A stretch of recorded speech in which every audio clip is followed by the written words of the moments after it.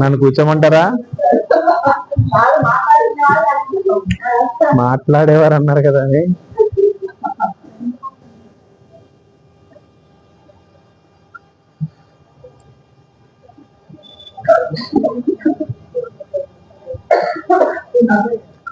సుబ్రహ్మణ్యం గారు,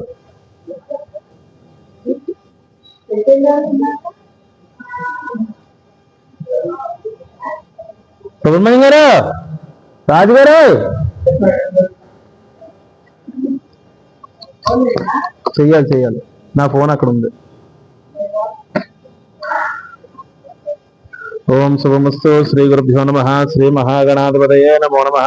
ఓం గణానాం త్వా గణపతిం హవామహే కవిం కవీనా ఉపమశ్రవస్తవం జ్యేష్ఠరాజం బ్రహ్మణాం బ్రహ్మణస్పత ఆనశృణ్వన్నోతిభిస్సేదసాదనం ప్రణో దేవి సరస్వతి వాజేభిర్వాజనీవతి ధీనామ విత్రియవతు. గురుర్బ్రహ్మ గురుర్విష్ణు గురుర్దేవో మహేశ్వరః గురుః సాక్షాత్ పరం బ్రహ్మ తస్మై శ్రీ గురవే నమః. ఓం శ్రీ గురుభ్యో నమః. హరి ఓం. శుక్లాంబరధరం విష్ణుం శశివర్ణం చతుర్భుజం ప్రసన్నవదనం ధ్యాయేత్ సర్వవిఘ్నోపశాంతయే. వాగీసాత్యా సుమనసః సర్వార్థానాముపక్రమే యన్నత్వా కృతకృత్యా స్యూస్తం నమామి గజాననం. మాలాం కుండీం చ ఢమరం శూలం శంఖం సుదర్శనం దధానం భక్తవరదం దత్తాత్రేయం నమామ్యహం.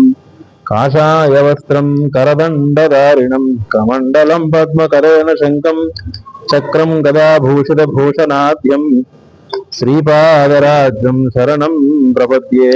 అభ్రస్యామ జటాతుంగకలాప ప్రాంసుర్దండీ కృష్ణమృగత్వత్పరిధానః సర్వాన్ లోకాన్ పావయానః కవిముఖ్య పారాశర్యః పర్వస్వరూపం వివృణోత్.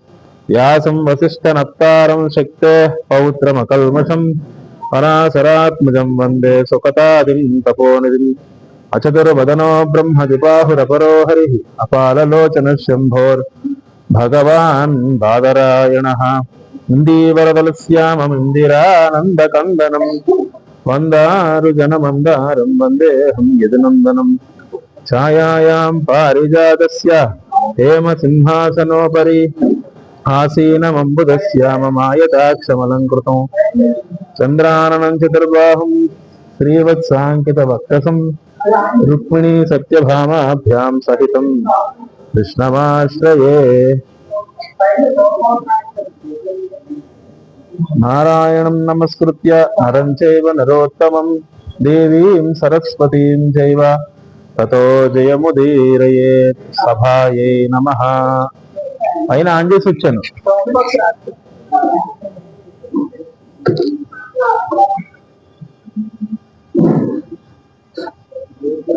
పైన లేదు, రావట్లేదు సౌండ్ బాక్స్. ఇది అన్ని ఆడలేదండి.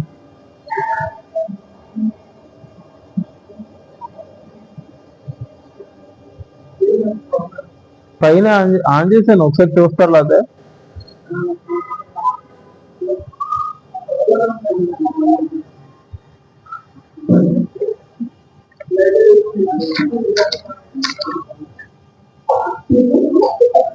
ఓం బ్రహ్మాంతా గురువః సాక్షాదిష్టం దైవం శ్రీయపతిః ఆచార్య శ్రీమదాచార్య సంతు మే జన్మ జన్మని.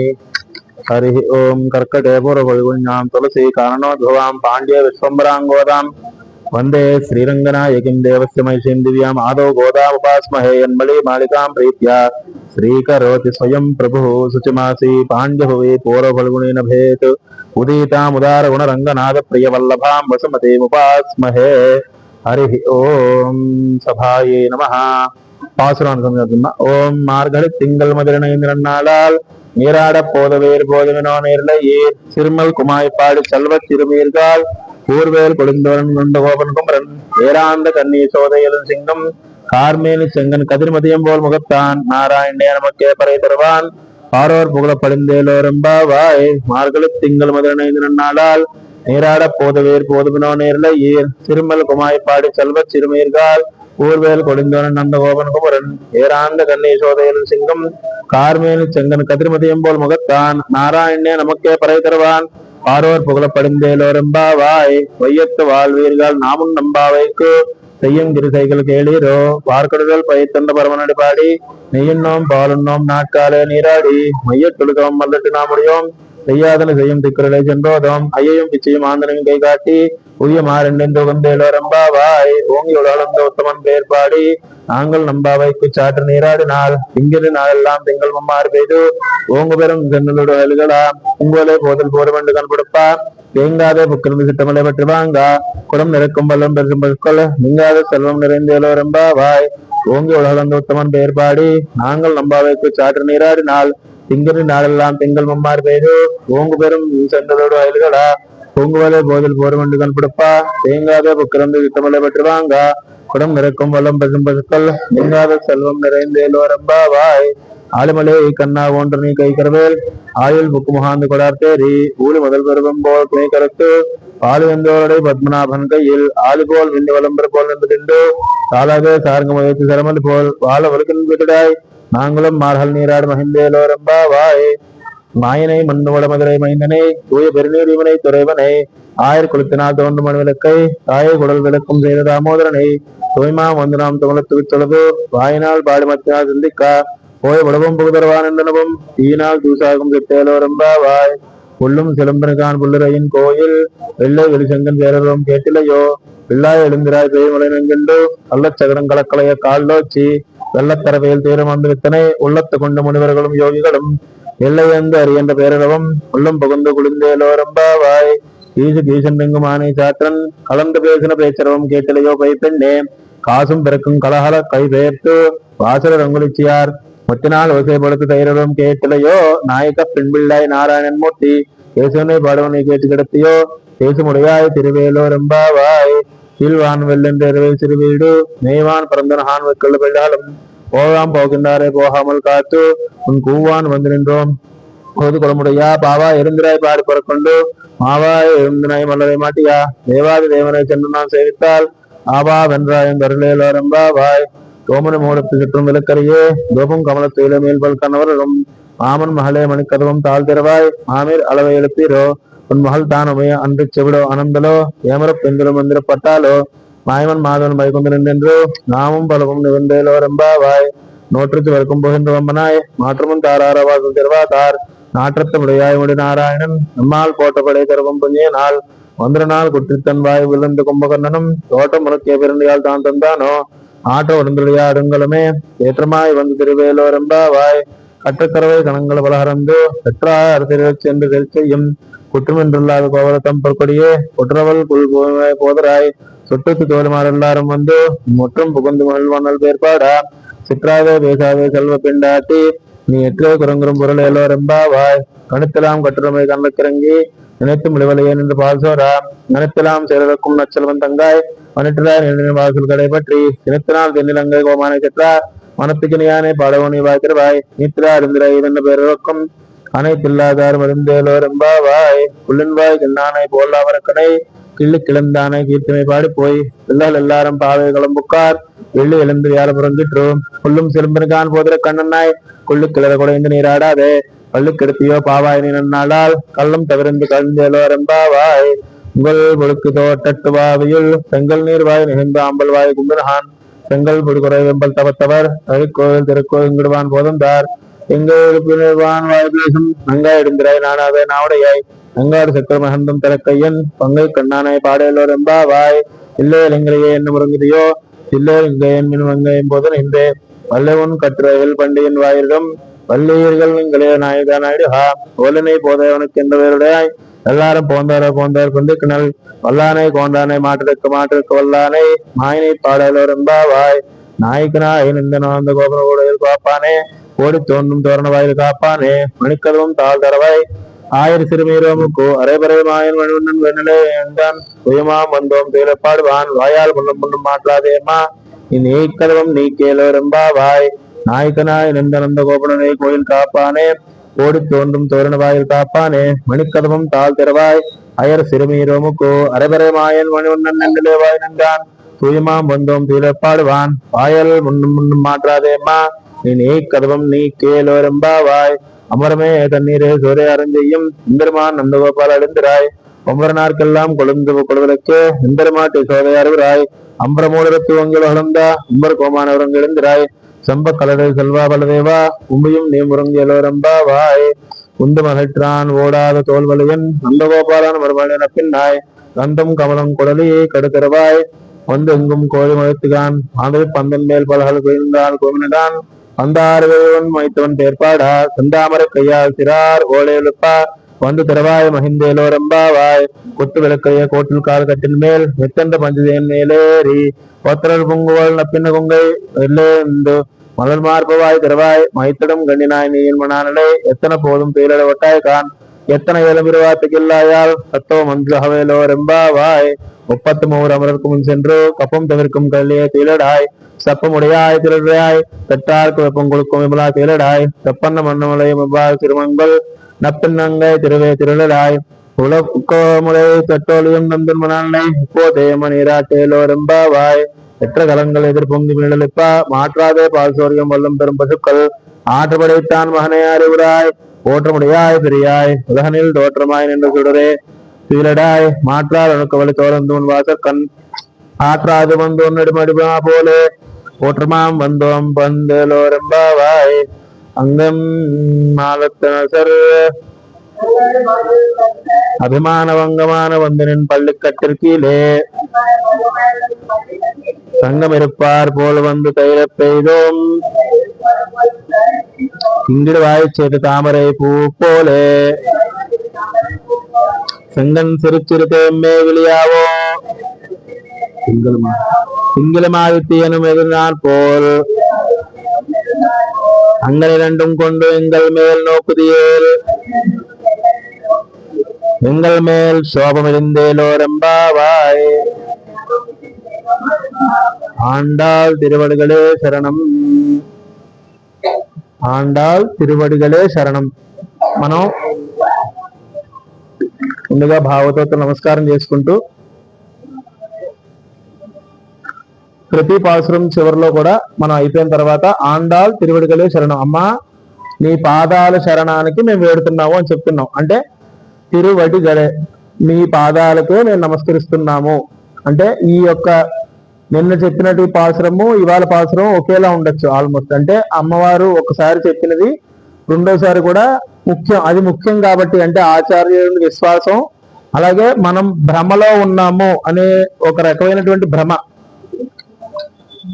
ఈ భ్రమలన్నీ వదిలించుకుని అసలైన సత్యమైనటువంటి స్వామివారి పాదాలను చేరాలి, మనం శరణాగతి పొందాలి. అంటే ఇప్పుడు అన్నిసార్లు శరణాగతి పొందడం అనేది అన్నిసార్లు కుదురుతుందా అంటే, ఇప్పుడు స్వామిని మనం చెందాలి అంటే దానికి మూలం ఏంటి? శరణాగతి పొందాలి. శరణాగతి పొందడానికి కావలసినటువంటి అర్హతలు ఏమిటి అంటే, దానికి ముందుగా మనలో ఉన్నటువంటి అహంకారాన్ని వదిలించుకోవాలి. అంటే మొన్న మన అనుకున్న పాసురంలో అర్థం అడగాలని చెప్పారు. అలాగే ఒక విసునుకర్ర అంటే ఇతర విషయాలను వదిలించుకునేటువంటి విసునుకర్ర లాంటి పదార్థం. అంటే మనలో ఉన్నటువంటి అహంకారాన్ని వదిలేసి స్వామి చరణములే మనకి శరణం అన్నప్పుడు మనం ఆయన శరణాగతిని పొందుతాం. ఎందుకంటే స్వామి అందరూ అంటే అంతా మేమే, మమ్మల్ని మించిన రాజులు లేరు అనుకున్న వాళ్ళందరూ కూడా ఈ మట్టిలో కలిసిపోయి వచ్చి నీ యొక్క మంచం దగ్గర కింద గుంపులుగా నుంచున్నారు. అలా ఎందుకు నుంచున్నారు అంటే, ఇప్పుడు భరతుడు ఉన్నాడు, ఒకసారి విడిగా వెళ్ళడం వల్ల ఏమైంది? గుహుడు అనుమానించాడు, రామచంద్రమూర్తిని ఏమైనా చేద్దాం అనుకుంటున్నావా అని. అలాగే మనం రామాయణంలో చదువుకున్నాం, భారద్వాజ మహర్షి కూడా భరతుడు వెళ్ళినప్పుడు అడుగుతాడు, ఎందుకు ఇలా వచ్చావు ఇంత సైన్యంతో, రామచంద్రుడిని ఏమైనా చేద్దాం అనుకున్నాం. అంటే రాముడికి పరమాత్మకి దూరంగా ఉండడం వల్ల భరతుడు అంతటి వాడినే అనుమానించారు. అదే లక్ష్మణుడిని ఎవరైనా అనుమానించారా? అనుమానించారు. ఎందుకు? నిరంతరం రామచంద్రమూర్తి పక్కనే ఉన్నాడు కాబట్టి. అంటే పరమాత్మ పక్కనే ఉంటే మనల్ని ఎవరు అనుమానించరు.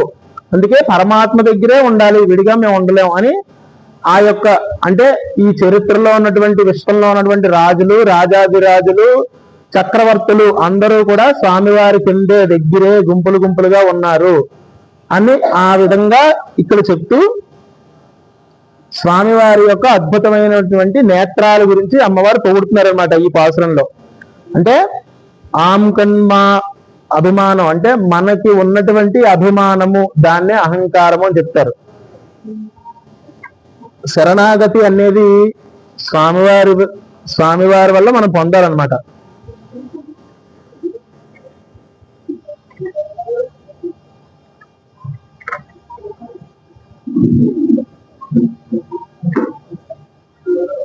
ఎవరైతే ఈ 22వ పాసురం ప్రతిరోజు పారాయణ చేస్తారో, అంటే ధనుర్మాసం అనే కాకుండా ఉత్తప్పుడు కూడా మిగిలిన రోజుల్లో కూడా ఈ పాసురాన్ని పారాయణ చేస్తారో వాళ్ళకి ఎప్పుడు కూడా స్వామివారి యొక్క శరణాగతి వచ్చినట్టే అని పూర్వాచార్యులు చెప్పారనమాట. ఎందుకంటే మనకి అనేక రకాల భ్రమలు ఉంటాయి. అంటే నేనే స్వతంత్రుణ్ణి, నేను ఏదైనా చేయగలను, లేదంటే నాకు అధికారం ఉందనో, నాకు డబ్బు ఉందనో, నాకు బలం ఉందనో, అందం ఉందనో. గోపికలు కూడా ఇక్కడ అదే చెప్తున్నారు. స్వామి, మేము సృష్టిలోనే నువ్వు నిర్ణయించినటువంటి అతి గొప్ప అందగత్తులు అయినా సరే మేము అవన్నీ వదిలిపెట్టేసి, అంటే మాకు ఎటువంటి భ్రమలు లేవు, తత్వజ్ఞానం కలిగి ఉన్నాము. అంటే ఇప్పుడు చూడండి, మన భాషలో చెప్పాలంటే అలెగ్జాండర్ అంటారు. అలెగ్జాండరు లేదంటే ఇంకా పెద్ద పెద్ద రాజులందరూ కూడా చనిపోయేటప్పుడు తర్వాత ఏం చేయమని చెప్పారు? అతని శవాన్ని డాక్టర్లు అంటే వైద్యులే తీసుకెళ్ళమని చెప్పారు. అంటే ఎటువంటి వైద్యుడు నీ మరణాన్ని ఆపలేడు అని ఒక విధంగా ప్రపంచానికి చాటి చెప్పినట్టు. అలాగే అతను వెళ్తున్నప్పుడు అతను సంపాదించినటువంటి వజ్రాలు, వైడూర్యాలు అన్ని జల్లుతూ వెళ్ళమన్నాడు. ఎందుకు? ఒక్కటి కూడా పైకి తీసుకెళ్ళలేవు నువ్వు ఏం సంపాదించినా. అలాగే 2 చేతులు బయట పెట్టించమన్నాడు. అంటే ఏ విధంగా వచ్చామో ఆ విధంగా వెళ్ళిపోతాం. కాబట్టి నువ్వు ఇక్కడ నువ్వే ఏదో అనుకుంటే, నీ సర్వ స్వతంత్రుడిగా అనుకుంటే అది కాదు, నీకంటే పైన పరమాత్మ ఉన్నాడు అని చెప్పే విధంగా చెప్పారనమాట. ఈ విధంగా రాజాదిరాజులందరూ కూడా వాళ్ళ గర్వం, అభిమానం అంటే వాళ్ళ యొక్క అహంకారము, గర్వము అన్న భావన అనమాట. అటువంటి దాన్ని వదిలిపెట్టేసి నీ అందే ఉన్నారు, నీ దగ్గరికి వచ్చారు అన్న విధంగా పరమాత్మ ఒక్కడే అన్న భావన ఒక్కటే ఉండేలాగా, అంటే మాకున్నటువంటి నీ దగ్గర శబ్దం చేసే పదార్థం ఒకవేళ, అంటే ఇప్పుడు గజ్జలు లాంటివి మేము కట్టుకొస్తే అవి కూడా మా అహంకారాన్ని ప్రేరేపిస్తాయేమో అన్న భావనతో వాటిని కూడా తీసేసి వచ్చాము స్వామి నీ దగ్గరికి. అంటే గజ్జలంటే మనం ఏమో అర్థం చేసుకోవాలి, అహంకారం అని అర్థం చేసుకోవాలి.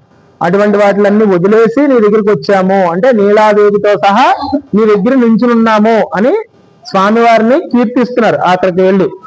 అప్పుడు బ్రాహ్మణో శముఖమాసీత్ బాహురాజన్యకృత ఊరోదశ యద్వైశ్య పద్భ్యాగం శూద్రో అజాయత చంద్రమా మనసో జాత చక్షో సూర్యో అజాయత అని చెప్పారంటే సూర్య చంద్రులు స్వామివారి యొక్క కళ్ళల్లా ఉన్నాయి అని చెప్పారట. అంటే ఎందుకు పోల్చారు? వేరే ఏం లేవండి అంటే మనకి సృష్టిలో కనిపించే మూల పదార్థాలు అవి 2 కాబట్టి సూర్య చంద్రుల్ని పోల్చారు స్వామివారి కళ్ళతోటి. దానికోసం అంటే ఏంటంటే ఒక కన్ను ఎర్రగా డిమ్ముగా, ఇంకో కన్ను తెల్లగా ఉంటుందంటే అలా అని కాదు.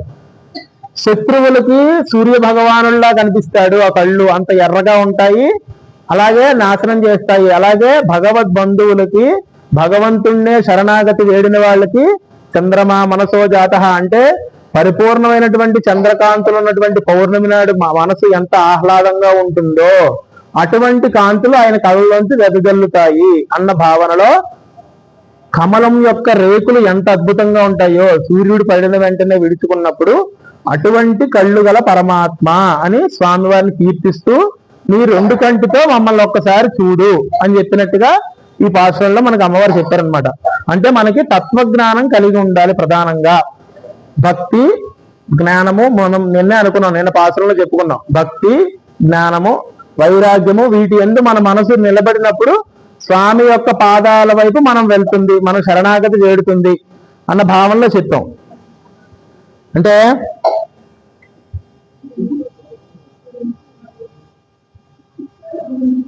ఓరు నాయగైమా ఓడ ఆండర్వర్ కరుణాయ్ కరవంద కాలర్ సిదగిన పాయనార్ తిరునాడు కాన ఇమలే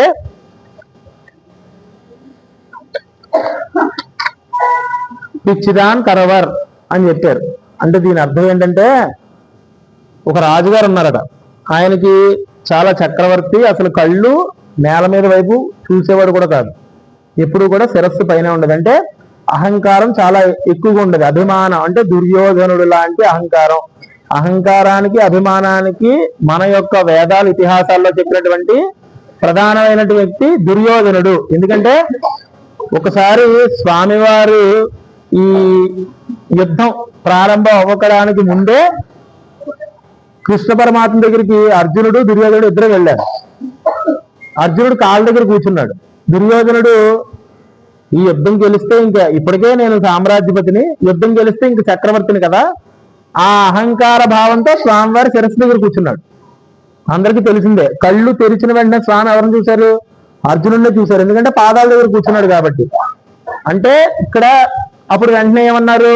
నువ్వు ముందే వచ్చుండొచ్చు దుర్యోధన, కానీ నేను కళ్ళు తెరిచిన వెంటనే నాకు అర్జునుడు కనిపించాడు కాబట్టి అర్జునుడు కనిపించాడు కాబట్టి అర్జునుడికే మొదటి వరం కోరుకునే అర్హత ఉంది అని చెప్పారు కదా స్వామివారు. అంటే మనం స్వామివారి యొక్క పాదాల దగ్గర శరణ వేడినప్పుడే మనకి ఆ శరణాగతి అన్నది లభిస్తుంది అని చెప్పారు. అంటే దానికి కావలసినటువంటి అర్హతలు ఏమిటి అంటే ఇప్పుడు చెప్పుకున్నాం. ఒక రాజు ఉండేవాడు, ఆ చక్రవర్తి మహా అభిమానపరుడు. అంటే బాగా అతని కింద ఉన్నటువంటి 33 మంది సామంత రాజులతోటి చక్రవర్తి హోదాలో ఉండేవాడు. అయితే ఏంటంటే మరి యుద్ధాలు జరగడం అన్నది మామూలే కదా. ఒకసారి భీకర యుద్ధం వస్తుంది, ఇతన్ని ఓడించేస్తారు సామంతరాజులు అందరూ కలిపి. దాంతో ఏం చేయాలో తెలియక రాజ్యం వాళ్ళ చేతుల్లోకి వెళ్ళిపోవడంతో ఒక పూరి గుడిసెలో దాక్కుని ఉంటాడు. ఆ రాజ్యంలోనే బయటికి వెళ్ళడానికి కుదరక. అయితే మరి ఏం చేయాలి? మరి ఆకలి వేస్తుంది కదా, మరి అర్ధరాత్రి వేళ ఏం చేద్దాం అనుకున్నప్పుడు తనకు ఉన్నటువంటి ఆభరణాలు అన్ని తీసేసి అక్కడ ఆ గుడిసెలో పూరి గుడిసెలో ఇరిగిపోయిన ఏదో మట్టి పాత్ర ఉంటే అది తీసుకుని ముఖం కప్పుకుని ఎవరికి కనబడకుండా ఇంటి చూరుల్లోంచి ఎవరికి కనబడకుండా అర్ధరాత్రి వెళ్తూ ఎవరైనా బయట ఒక ముద్ద పెట్టించుతారేమో అనేవారు. ఇది వరకు ఉండేది. మాదా కబలం తల్లి అంటారంటే కబలం అంటే దాని అర్థం ఏంటంటే బాగా బతికి చెడ్డ వాళ్ళు పగల ఉన్నప్పుడు వెలుతురు ఉన్నప్పుడు వచ్చి తినరంట.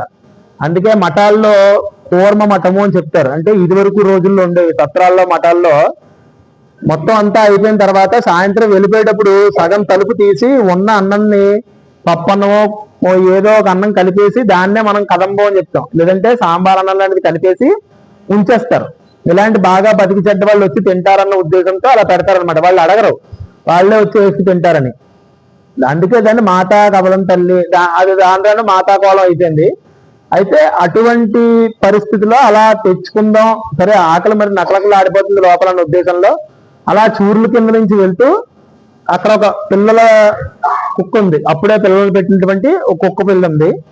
అది మామూలుగా పిల్లల తల్లి అంటే మీద పడిపోతుంది కదా, అందరికీ తెలిసిందే. దాన్ని ఏం చెయ్యకపోయినా పిల్లల్ని ఏం చేస్తుందో అన్న భయంతో కొరికేస్తుంది. ఈయన పాపం దూరంగానే ఉన్నాడు కానీ మీదకి పెడితే ఒక్క కొడుకు కొరికేసింది. దాంతో రక్తస్రావం అయిపోయింది. బాబు అని లబోదిబో అరిచేసాడు.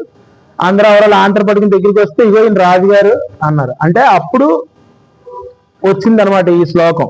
ఓరు నాయగన్ ఓడ అండవర్ కరుణాయ్. అంటే ఎప్పుడు శిరస్సు మీద కిరీటం ఉన్నటువంటి ఆయన ఈనాడు కిరీటం లేకుండా కుక్క కాటుకి గురయ్యాడు.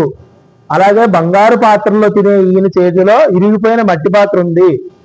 అంటే ఈ విధంగా జరగడానికి కారణం అభిమానం. అంటే ఆ యొక్క అహంకారం అనేది వదిలిపెడితేనే పరమాత్మ వైపు మనం వెళ్ళగలం అన్న భావనలో చెప్పినటువంటి అనమాట. ఇవి 8 రకాలుగా ఉంటాయి ఈ భ్రమలు. మామూలుగా ప్రతి మానవుడికి ఉండేవే. అంటే ఎవరి స్థాయిని బట్టి వాళ్ళకు ఉంటాయి ఈ అహంకారం అన్నది. అంటే చిన్నప్పటి నుంచి మనం విన్నదే, నా బంగారు పుట్టలో చేపెడితే కొట్టనా అంటుంది చీమ. అంటే దానికి కూడా అహంకారమే, చీమ కూడా అహంకారమే. ఇది నా పుట్ట నా ఇల్లు అని భావన. అంటే చీమ నుంచి మొదలుపెట్టి బ్రహ్మదేవుడి వరకు అందరికీ అహంకారమే. ఎవరి స్థాయిని బట్టి వాళ్ళకు ఉంటుంది. నా ఇల్లు, నా బంగారం, నా కారు, నా బంగారం అన్నది మనిషి స్థాయి. ఇప్పుడు ఉన్నటువంటి ఈ సృష్టి అంతా నేనే చేశాను కాబట్టి నేనే నాన్న అహంకారం బ్రహ్మదేవుడికి ఉంటుంది. అందుకే మనిషికి ఒక జన్మలో వచ్చే ఈ పరై అంటే మోక్షం బ్రహ్మదేవుడు కనుక తప్పు చేస్తే 7 జన్మల వరకు రాదంట. మరి ఆయన స్థాయి పెద్దది కదా, దానికి తగ్గట్టుగానే 7 జన్మల వరకు ఆయన కష్టపడి తీరాల్సిందే. ఈ విధంగా ఎవరి స్థాయిని బట్టి వాళ్ళకి అహంకారం అనేది ఉంటుంది, ఉండకుండా ఉండదు. దాన్ని వదిలిపెడితేనే పరమాత్మని మనం చెందగలం అని చెప్తారు. అంటే ఈ 8 రకాల భ్రమలు ఉంటాయి. అవి ఏ విధంగా ఉంటాయంటే ఈ శరీరమే ఆత్మ అనేది మొదటి భ్రమ. అదే విధంగా నేను సర్వస్వతంత్రుణ్ణి అంటే నేను ఏదైనా చేయగలను అన్న భావన రెండో భ్రమ. అలాగే పరమాత్మను తప్ప మిగిలిన వాళ్ళందరికీ నేను దాసుణ్ణి అంటే నా బాస్ కనో, లేదా నాకు జీతం ఇచ్చే వాళ్ళకనో, లేదంటే ఇంట్లో మా ఆవిడకనో, ఇప్పుడు తప్పదు పది ఇలాంటి వాళ్ళకి నేను దాసుణ్ణి పరమాత్మకి తప్ప అన్న భావన, ఇదొకటి ఒక భ్రమ. అలాగే బంధువులు చుట్టాలు నన్ను ఏదో ఉద్ధరిస్తారు, ఖచ్చితంగా నాకు సహాయ సహకారాలు చేస్తారు, నేను కష్టాల్లో ఉన్నప్పుడు వాళ్ళే వచ్చి ఆదుకుంటారు, ఇప్పుడు ఎవరు రావట్లేదు అనుకోండి ఆదుకోవడానికి కూడా. ఈ విధంగా అంటే బంధువులు వాళ్ళని నమ్ముకోవడం. తర్వాత మోక్షం అనేది రకరకాల సాధనాల వల్ల వస్తుంది తప్ప పరమాత్మ ఇవ్వడు అనేది ఒక భ్రమ. అలాగే కోరికలు తీర్చుకోవాలంటే కోరికలు తీర్చుకోవడంలోనే నిజమైన ఆనందం ఉందని నమ్మే భ్రమ. అంటే ఇప్పుడు ఒక సినిమాకి వెళ్ళాలని ఉంది, ఆ సినిమా చూస్తేనే నాకు ఆనందం అనేది ఒక భ్రమ. ఒక కారు నడపాలంది, ఆ కారు నడిపితేనే నాకు ఆనందం, లేదంటే ఈ బంగారం కొని ఇంట్లో నా బీరువాలో పెట్టుకుంటేనే నాకు ఆనందం, ఈ చీర కొనుక్కుని నేను ఇంట్లో బీరువాలో పెట్టుకుంటే నాకు ఆనందం, ఇది ఒక భ్రమ. అంటే అది కొనడం వల్ల నాకు ఆనందం వస్తుంది అనుకోవడం కూడా ఒక భ్రమే. అలాగే నేను ఏదైనా చేయగలను, నాకు శక్తి సామర్థ్యాలు ఉన్నాయి అంటే ఇప్పుడు మనం అనుకుంటే మామూలుగా చేయలేం, కానీ ఏ కలెక్టర్ అనుకుంటే ఈ వీరంతా శుభ్రం చేయించడం ఇది పెద్ద పని కాదు కదా. కానీ ఆయన కంటే పైవాడు అనుకుంటే ఇంకేదైనా చేయొచ్చు, ఏ భూకంపమో తెప్పించవచ్చు, కలెక్టర్ వల్ల అవుతుంది అది అవును కదా. అంటే పరమాత్మ యందు విశ్వాసం ఉండాలి. అలాగే ఆచార్యుల పట్ల భాగవతుల పట్ల కావాలనే అపచారం చేయడం అనేది ఒక భ్రమ.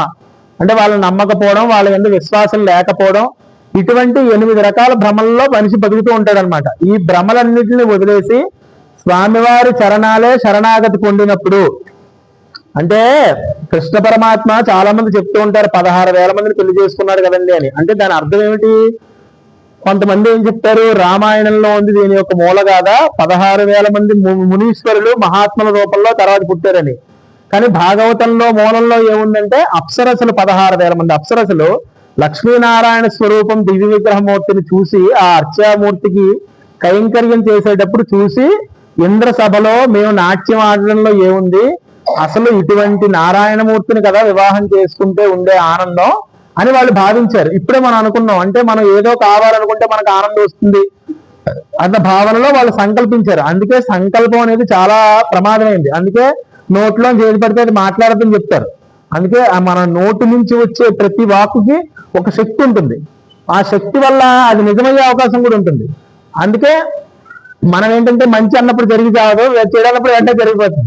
అంటే ఎందుకు అన్నది చెప్పారు ఈ విధంగా. అంటే ఆ అప్సరసలందరూ మళ్ళీ ఆ కోరిక వల్ల ద్వాపర యుగంలో రాజకన్యలై పుట్టడం, చాలా మందికి వివాహాలు అయిపోవడం, చాలా మందికి వివాహాలు కాకపోవడం, ఈ నరకాసుడు చేతిలో ఇరుక్కోవడం, ఈ నరకాసుల వాళ్ళందరినీ తీసుకెళ్లి బంధించేయడం, ఆ బంధించేసిన తర్వాత కృష్ణ పరమాత్మ యుద్ధంలో నరకాసురుని వధించి వాళ్ళందరినీ విడిపించిన తర్వాత మీరందరూ ఇంకా వెళ్ళిపోండి అని చెప్పారు. అప్పుడు వాళ్ళు ఏమన్నారు, అయ్యా మేము ఇంకెక్కడికి వెళ్ళమండి, ఎప్పటికే మమ్మల్ని సంహరించడానికి సిద్ధమైపోయాడు, ఇప్పుడు మాకు ఇంటికి వెళ్ళే అవకాశం లేదు, ఇక్కడ ఉండే అవకాశం లేదు, ఏం చేయమంటారంటే సరే అయితే నా భార్యలను చెప్పుకోండి అంటే, మరి చెప్పుకుంటే ఎలా కుదురుతుందండి, ఎవరైనా అడిగితే మరి ఏ ఆధార్ కార్డు ఉండాలి కదా మనకు అన్నట్టుగా 16,000 మందిని ఆయన మాయతోటి 16,000 భవనాలు సృష్టించి 16,000 రకాలుగా 16,000 ముహూర్తాల్లో వివాహం చేసుకున్నారు. ఎందుకు? ఆయన పరమాత్మ కాబట్టి. మనం ఒకరితో వేగలేకపోతున్నాం కదా, మన విషయం కాదు. అంటే పరమాత్మను ఎప్పుడూ మనం తీసుకోవాలి ఉద్దేశంగా. అంటే ఇక్కడ ఆయన 2 కళ్ళతో చూడమని చెప్పారు ఈ చివరిలో, పాసురం చివరిలో. దానికి కూడా ఉన్నది అవకాశం ఏంటంటే, ఇప్పుడు మామూలుగా ఎవరైనా నిరాహార దీక్ష చేస్తున్నారనుకోండి, ఓ 40 రోజుల నుంచి నిరాహార దీక్ష చేస్తున్నాడు, నిరాహార దీక్ష ముగిసిపోయింది, ఆ ఆఫీసర్ గారు ఏదో వచ్చి ఏమి ఇస్తారు, ఫస్ట్ ఆవకాయనం పెడతారా, లేదు నిమ్మకాయలు ఇస్తారు. ఎందుకు? ఆవకాయనం పెడితే హరిహోమం అయిపోతాడు వాడు, ఎందుకంటే 40 రోజుల నుంచి ఏమీ లేదు వాడికి. అంటే ఇచ్చేదే మొట్టమొదటి ఒకేసారి అన్ని ఇచ్చేయకూడదు. అందుకే మెల్లిగా నిమ్మకాయ నీళ్ళు వచ్చి ఒక శక్తి పుంజుకున్న తర్వాత మెల్లిమెల్లిగా వాళ్ళు లేపుతారు. ఆ విధంగానే స్వామి ఒక్కసారిగా నీ 2 కళ్ళు తెరిచి మమ్మల్ని చూసేకు, మాకు ఏమైపోతుందో తెలియదు, ఆ సమయంలో ఎక్కడికో వెళ్ళిపోతాము, దానికోసమే ఒక్కసారి మెల్లిగా ఒక్కసారి కళ్ళు తెరు అంటే ఇలా చూద్దాం, ఈ రోహం నేను చూడడం అని పరమాత్మ అంటాడేమో వెంటనే అలా కాదండి ఒక్కసారి చూడండి వాళ్ళకి మోక్షం ఇవ్వండి అని అమ్మ మన కోసం చెప్తుంది. అప్పుడు మళ్ళీ చూసి ఇది చూడండి ఎన్నో పాపాలు చేశాడు, ఎన్నో సంవత్సరానికి ఎన్నో యుగాల నుంచి చెప్తున్నాను, ఎన్నో జన్మలు పుట్టాడు, అయినా వీడికి ఏం తెలియట్లేదు, నేను చూడండి వీడి మొహం మళ్ళీ కళ్ళు మూస్తే లేదండి ఒక్కసారి చూడండి స్వామి అని అమ్మవారు మన కోసం చెప్పడం. అలా మెల్లిమెల్లిగా నువ్వు 2 కళ్ళతోటి మమ్మల్ని చూడు స్వామి అని చెప్పినమాట. అంటే చిరిదే అంటే కొంచెం చూడు స్వామి, మమ్మల్ని చూసి మమ్మల్ని కటాక్షించు నీ 2 కళ్ళతో చూసి. ఎందుకంటే స్వామివారి యొక్క కంటికి అంత శక్తి ఉంది. మామూలుగా దుర్యోధనుడు మనం చెప్పుకున్నాం, అతి గొప్ప అభిమానపరుడు, అభిమానపరుడు అంటే మహా అహంకారం కలిగినటువంటి చక్రవర్తి.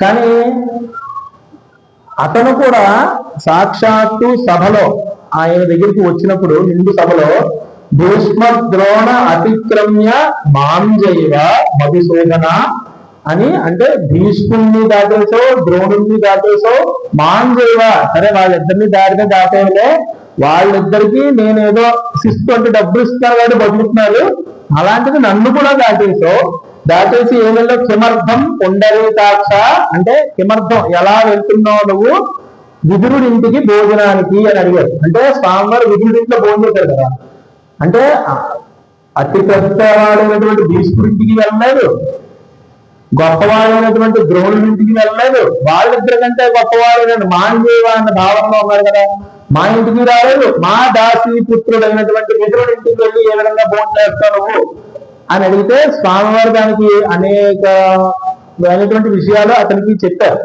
అంటే ఇందులో అతను అన్నది ఏంటి, ఆ స్వామివారిని కించపరుద్దామని సభలో అడిగాడు. కానీ ఏమడిగాడు, పుండరీకాక్ష అని అడిగాడు. అటువంటి అద్భుతమైన నేత్రములు గలవాడా అన్నాడు. ఇంటికి కించపరచలే, పొగిడాడు సభలో, వాడికి తెలియకుండానే.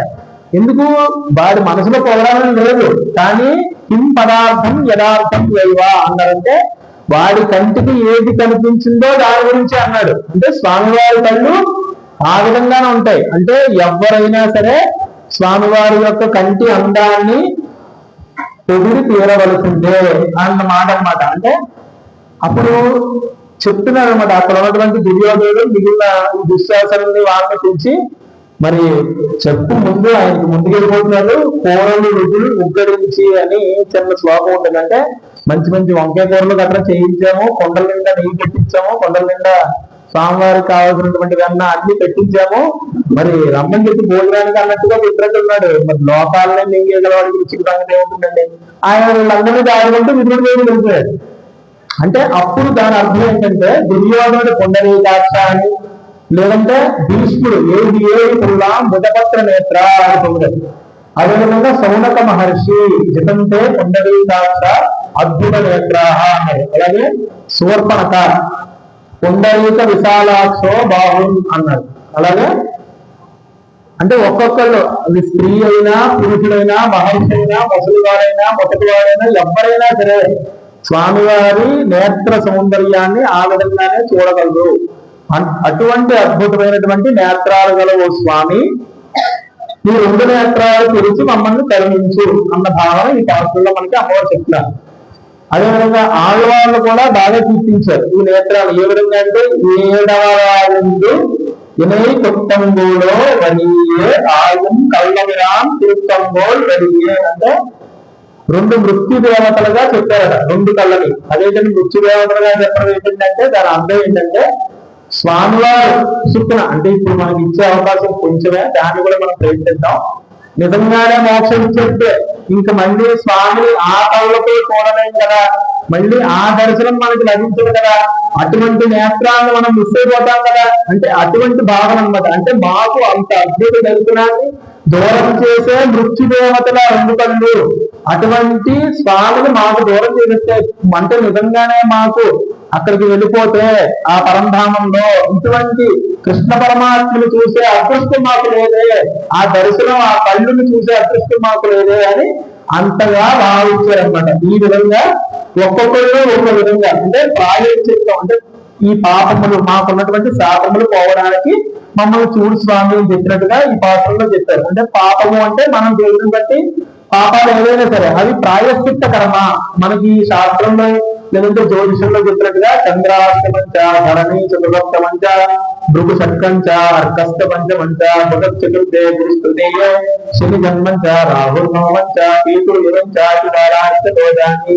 ఈ విధంగా ఆ యొక్క స్థానాల్లో ఆ యొక్క గ్రహాలు ఉంటే దోషం అని చెప్పింది శాస్త్రం. ఆ దోషానికి ఏ పరిహారం చేసుకోవాలో కూడా చెప్పింది. అంటే పాపానికి ప్రాయశ్చిత్తం ఉంది. ఎందుకు? నువ్వు తెలియక చేసావు కాబట్టి. కానీ తెలిసి చేసే పాపాలకి, ప్రారంభంగా వచ్చే పాపాలకి అవి శాపాలు, వాటిని ఖచ్చితంగా అనుభవించి తీరాల్సిందే.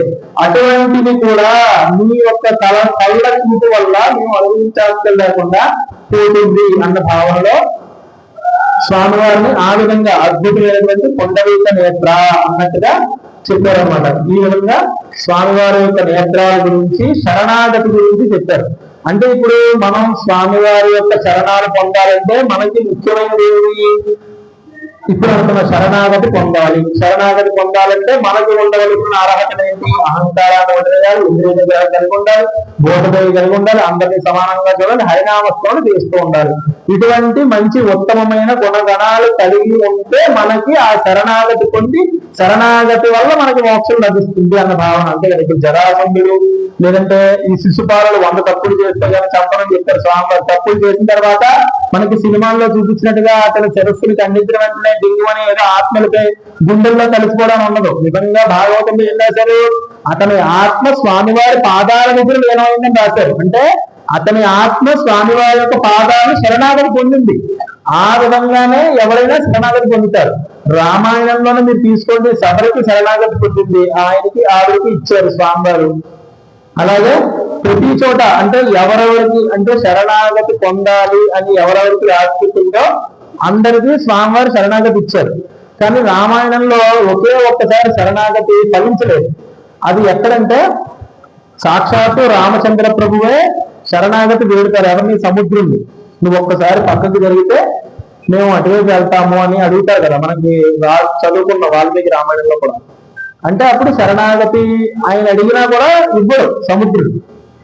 ఆయన ఇవ్వకపోవడానికి కారణం ఏంటంటే అనన్యగతిత్వం, ఆకించన్యము. అంటే శరణాగతి మనం వేడాలంటే మనకి 2 రకాల గుణగణాలు ఉండాలి. ఆ 2 రకాల గుణగణాలు ఏంటంటే అనన్యగతిత్వం, అంటే నీవు తప్ప మాకు ఇంకొక రక్షకుడు లేదు అన్న భావనలో ఉండాలి. అంటే మనకి అర్హత ఉంది.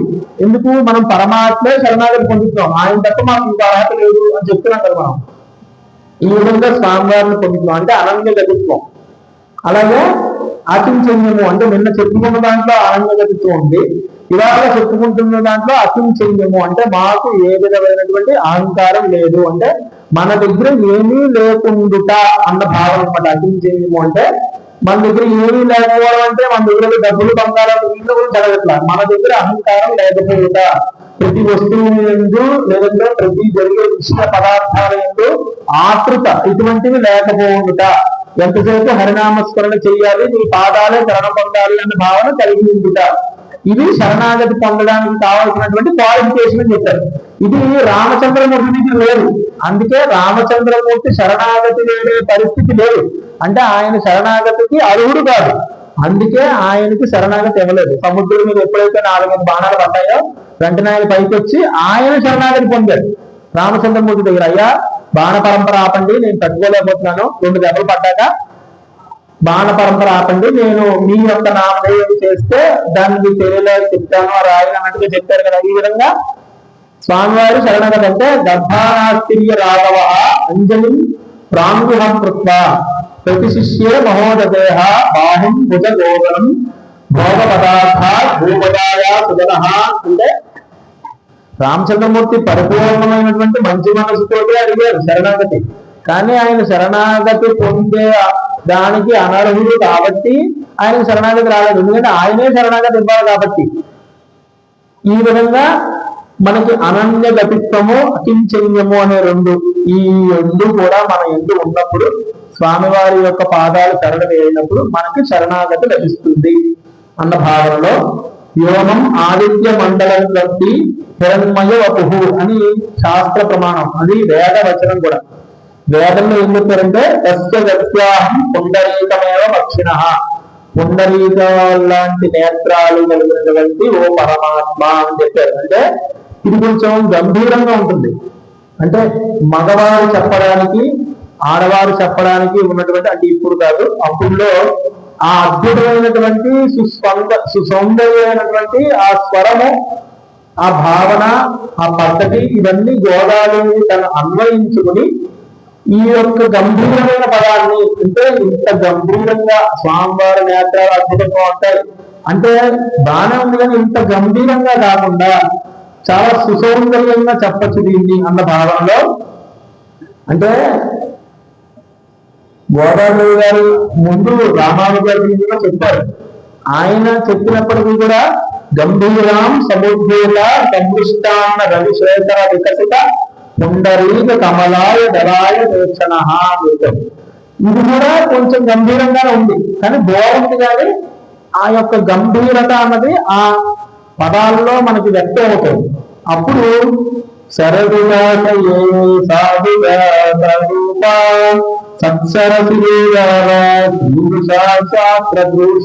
అని అమ్మవారు ఒక చిన్న పాటలాగా ఇప్పుడు మనం అనుకునే ఒక ప్రబంధం లాగా చెప్తారు. అంటే అటువంటి అద్భుతమైన నేత్రాలు ఉన్న, అంటే ఏ దోషము లేనటువంటి నేత్రాలు. ఇక్కడ మనం సూర్య చంద్రుడు తీసుకుంటే కనుక సంవత్సరానికి ఒకసారి లేదా ఎప్పుడో ఒకసారి గ్రహణం అనేది సంభవిస్తుంది. రాహుగ్రస్త సూర్యగ్రహణం, కేతుగ్రస్త చంద్రగ్రహణం వస్తుంది, అందరికీ తెలుసు. అంటే అది మరి మింగళం అన్నది కూడా ఒక దోషమే కదా అన్న భావనలో, అంటే మనకి ప్రత్యామ్నాయ పదార్థాలు లేకపోవడం వల్ల ఇంతటి సృష్టి మొత్తంలో, అంటే మనం చూస్తున్నటువంటి ఈ భువన భాండాలలో ఈ ఒక్క, అంటే ఈ పాలపుట్టలోనే స్వామివారు ఇంద్రుడు అనేక మంది 33 అమరులను మొన్న చెప్పుకున్నాం. ఇటువంటి దేవతను నియమించి వర్గాలుగా విభజించి ఆ పరమాత్మ చూస్తున్నప్పుడు ఇటువంటివి వాన పడినప్పుడు ఎన్ని చినుకులైతే ఉంటాయో అన్ని బ్రహ్మాండాలు ఉన్నాయి. అలాగే గంగా తీరంలో ఉన్నటువంటి ఇసుక రేణువులు ఎన్నున్నాయో మనం లెక్క పెట్టగలిగితే అన్ని బ్రహ్మాండాలు ఉన్నాయి అని చెప్పుకున్నాం.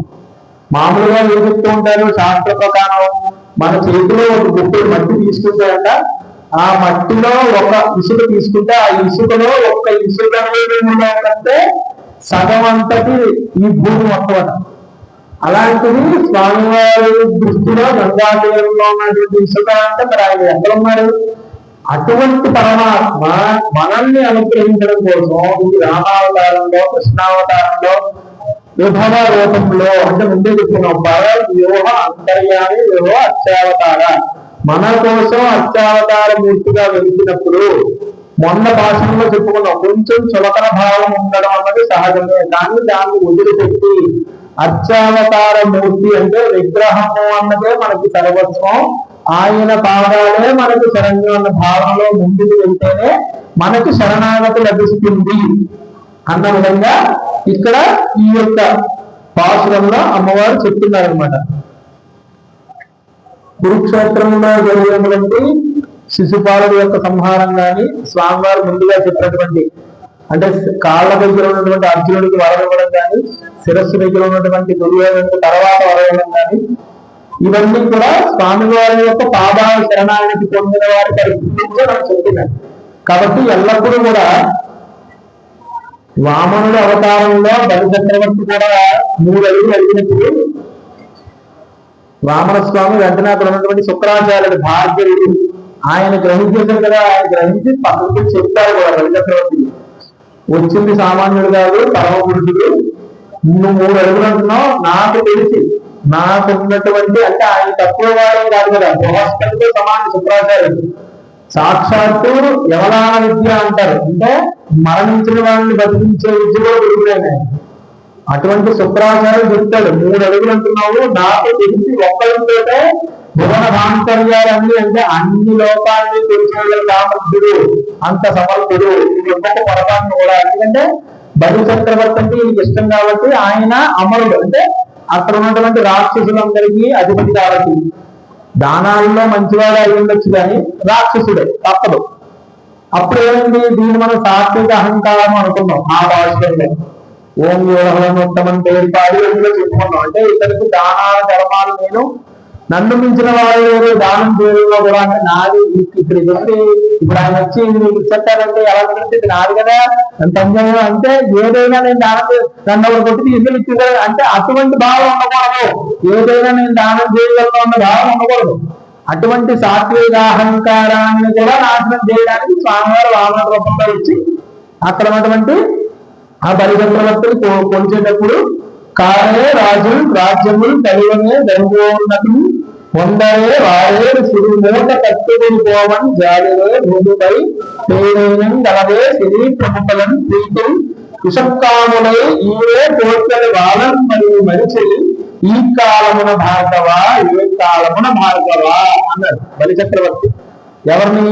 శుక్రాచార్యుడు. భార్గవ అంటే శుక్రాచార్యుడు. ఆయన్ని చూసి అన్నాడు అనమాట, నువ్వు అనుకుంటున్నావు ఈ రాజ్యాలు ఈ భోగాలు ఈ భాగ్యాలు ఇవన్నీ శాశ్వతం అనుకుని నాకు వీటి వల్ల నిజంగా పెద్ద ఆసక్తి లేదయ్యా. ఇటువంటి చతుర్దశ భవనానికి అధిపతిటువంటి ఆ పరమాత్మే వచ్చి నా దగ్గర దానం అడుగుతున్నప్పుడు నేను నా ప్రాణాలైనా ఇచ్చేయాలి కానీ 3 అడుగులే ఉందయ్యా. కాబట్టి నువ్వు చెప్పింది నిజం కాకపోతే నాకు ఆనందం, నువ్వు చెప్పింది నిజమైతే నాకు ఇంకా ఎక్కువ ఆనందం, నేను ఆగను, నేను ఇచ్చేస్తాను అని చెప్పి ముందుకు వెళ్ళి ఇచ్చాడనమాట దానం. ఆ విధంగా ఎందుకు అంటే ఆయన ఇందులో పెట్టినది ఇప్పటి వరకు అనేక రాజ్యాలు వచ్చాయి. రాజ్యములు రాజులు తారేలు వాళ్ళందరూ వేరు. ఎక్కడికి వెళ్ళారు?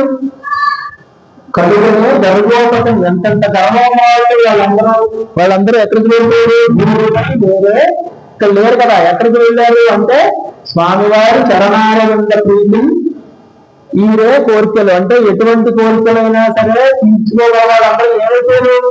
లేరు కదా ఇప్పుడు భూమి మీద. అంటే ఇవన్నీ శాశ్వతం కాదు. అన్నిటికంటే శాశ్వతమైనది పేరు. శిబి చక్రవర్తికి ఎంత పేరు? ఆయన ఏం చేశాడని అంత పేరు. ఆయన శరీరంలో ఉన్నది కూడా పోషించేంత దాన ధర్మం ఆయనది కాదు. అంటే నిజంగా నేను ఆయనంత గొప్ప దానం చేయలేదేమో కానీ ఆయనకు ఉన్నటువంటి పేరు ప్రతిష్టలైనా సరే మనం సంపాదించుకోవాలి తప్ప ఈ యొక్క భోగములు భాగ్యములు రాజ్యములు ముఖ్యం కావాలి అని చెప్పి ఆ యొక్క దానం ఇచ్చేశాడు ఆ బలిచక్రవర్తి స్వామివారి. అంటే ఇక్కడ కళ్ళతో చూడు స్వామి అని చెప్పిన దాంట్లో అర్థం ఏంటంటే ఒక కళ్ళతో వద్దు, మళ్ళీ 2 కళ్ళతో చూడు స్వామి అని పోవడం, ఒక్కరితో వద్దా. మళ్ళీ ఏంటంటే ఏమో ఒక్కరితో అంటే మళ్ళీ కామని చెప్తారు కదా, ఒక్కరింటి ఏదో కలగొట్టినట్టుగా వాడిస్తారేమో అని. అలా కాదు స్వామి, మన్మడి చేష్ట కాదు, మాకు 2 కళ్ళలో వేసి మీ అనుగ్రహాన్ని చూసు. అది కూడా ఒకేసారి చూసేది. మళ్ళీ వ్యవహారంలో కూర్చున్నారు ఆరోగ్యాన్ని మా పరిస్థితి వచ్చినప్పుడు అలా కాకుండా మెల్లిమెల్లిగా చూడు, మమ్మల్ని అనుగ్రహించు. మాలో ఉన్నటువంటి అజ్ఞానాంధకారాలను తొలగేలా ఈ 2వ కన్ను తెలియదు. అంటే మనలో ఉన్నటువంటి అజ్ఞానం పోయి మనకి జ్ఞానం కలిగేలా, అంటే మనలో జ్ఞానం పెంచుకునేలా, పనులు పెంచుకునేలా ఈ యొక్క 2వ కన్ను కూడా పోదు, మమ్మల్ని అనుగ్రహించు అని అర్థిస్తున్నారు అనమాట. ప్రసన్న ఆదిత్య వర్చసం చంద్రకాంతానాం రామం అధీన ప్రియదర్శనం అని చెప్తారు. అంటే రామచంద్రమూర్తి యొక్క తండ్రి చూపు ప్రసన్నవనంతో ఉండదు. ఆదిత్య సూర్యుడు అంటే 2 కళ్ళల్లో సూర్య భగవాను యొక్క వర్చస్సు, చంద్రకాంతానం అంటే ఆ యొక్క చూపుల్లో అటువంటి అద్భుతమైన వెన్నెల ఉన్నప్పుడు ఎంత హాయిగా ఉంటుందో, పరిపూర్ణ చంద్రుని చూసినప్పుడు మనసుకి ఎంత ఆహ్లాదకరంగా ఉంటుందో, రామచంద్రమూర్తి యొక్క చూపు అంత అద్భుతంగా ఉంటుంది. రామం అధీన ప్రియదర్శనం, ఆయన యొక్క విగ్రహ స్వరూపమే మనకి అధీన, అంటే ఆయన మనం దాసులు అయిపోతాం. అటువంటి ప్రియదర్శనం ఆయన మూర్తి, అటువంటి అర్చామూర్తులని వాళ్ళ ఎందు విశ్వాసం మనం కలిగి ఉండాలి అన్న విధంగా ఈ భాషలో అమ్మవారు మనకు చెప్తున్నారు అనమాట. ఈ విధంగా అక్కడికి వచ్చినటువంటి వాళ్ళందరూ కూడా తామరాకులలో ఉండే సుందరమైనటువంటి ఆ కన్నులు తెరిచి ఆ 2తోనూ ఇందు కొండు ఎందరు మేలు, ఆ 2 కళ్ళతో మా వైపు చూసి నోకుడు కటాక్షించు స్వామి. ఎందరు మేలు అంటే మా యొక్క శాపం అంటే శాపము, ఇప్పుడు చెప్పుకున్న ప్రారంభ కర్మ అంటే మనకి వచ్చే ఆగామి కర్మలు 2 రకాలు ఉంటాయి. ఆగామి, సంచితం, ప్రారంభం. సంచుకుంటే మనం కొడుకు తెచ్చుకునేవి కావాలని వెళ్తే అక్కడ గుంటంగా పర్వాలేదు జంప చేద్దాం కానీ వెళ్తే పుసుకుల గుంటలో పడే అవకాశం ఉంటుంది. అది ఆగామి, అది మనం కావాలని తెచ్చుకుని సంచుతాం. అలాగే ఆగామి వచ్చే ఉంటాయి కొన్ని ఇప్పుడు మనకి ఏమి జరుగుతుందో మనం ఊహించలేం.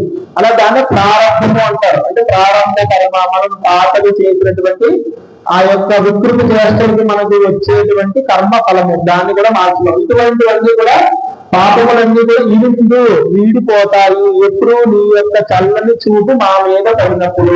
ఆ చల్లని చూపు ఏ విధంగా ఉండాలి అంటే నీ యొక్క సింహాసనం దగ్గర గుంపులు గుంపులుగా ఉన్నటువంటి ఈ రాజులు, రాజాది రాజులు, చక్రవర్తులు వాళ్ళ ఏ విధంగా అహంకారం వదిలేసి నీ దగ్గరికి వచ్చారో అదే విధంగా మేము కూడా మా అహంకారాన్ని అంటే గర్జలు లబ్ధం అవుతుందేమో అది కూడా తీసేసి నీ దగ్గరికి వచ్చేటువంటి అంతటి అహంకారం లేకుండా ఇంద్రియ నిగ్రహంతో నీ కోసం వచ్చాము. నీ వాత్సల్యమైన చూపుతో, నీ కంటి చూపుతో మమ్మల్ని అనుగ్రహించు. మాకు నువ్వు కరుణ కటాక్ష వీక్షణ అంటే ఆ యొక్క వీక్షణ మా వైపు తిప్పు స్వామి, మమ్మల్ని అనుగ్రహించు అని స్వామి వారిని అక్కడ ఉన్నటువంటి గోపులందరూ అడుగుతున్నట్టు భావం అన్నమాట. ఓం మారుమలే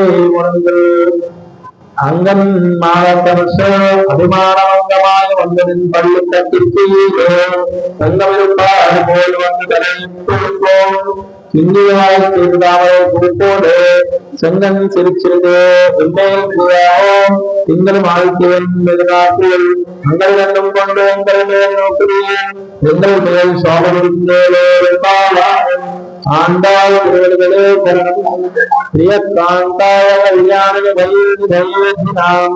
நீவேங்கட விவாசாய விவாசாய மங்களம் ஸ்ரீமத்திய விஷ்ணுகுப்தாய மனோநந்தன ஏகவே நந்தநந்தன சுந்தரி கோதாய நித்திய மங்களம் ஸ்ரீமத்திய ரமஜா மாத்ரு முனீந்திராய மகாத்மனே ஸ்ரீரங்கவாசினி பூயா நித்யஸ்ரீ நித்ய மங்களம் स्वोच्चिष्ट मालिका वंद गंधवंदन विष्णवे विष्णुजत तमोदाय गोदाय नित्य मंगलम माधुसावंदन प्राणा बद्ध गंधर्वाणये विष्णुजत तमोदाय गोदाय नित्य मंगलम मंगलाशासन करे मदाकाश गुरे सर्वैश्च पूर्वै आचार्य संप्रदाय अस्तु मंगलम हरि सर्वोत्तम वायु जीवोत्तम जय श्रीनारायण।